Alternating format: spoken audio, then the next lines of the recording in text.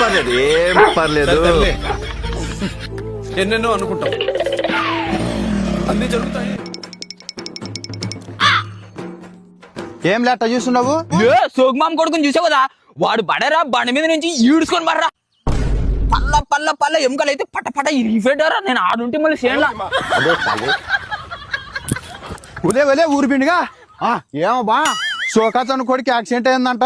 2 లారీలు వచ్చి గుద్దుకునే ఉన్నట. కాలు చేతులు మొత్తం మీరు రిఫే ఉన్నట. అంబులెన్స్ చేసుకొని పెద్ద హాస్పిటల్ వేరనట.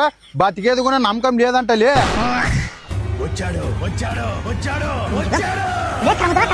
ఉడివాడు సోకాతను కొడుకు లేడా? వానికి పెద్ద యాక్సిడెంట్ అయ్యానంట. లారీలో వచ్చి గుద్దితే వాని బండి 3-4 పల్టీలు పడేదనంట. వాని మొత్తం వాని వెనకాలలో నుసేయనంట నాయన. ఇంకా వాడిని పెద్ద హాస్పిటల్ వేసిండట. కొమలేపోయినంట. ఇంకా వాళ్ళు మా చేత కాదు ప్రైవేట్ హాస్పిటల్ కి వేసుకుపోండి అంటే వేసుకుపోయినంట. వాడు నాకు తెలిసి ఇంకా చచ్చిపోయారా.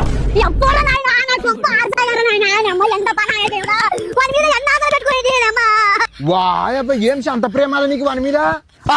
ప్రేమన నా చూడు కదా, నా వద్ద 500 తీసుకున్నా మళ్ళీ ఇస్తానే. ఇప్పుడు వాడు చచ్చిపోతే ఎవడిస్తాడు?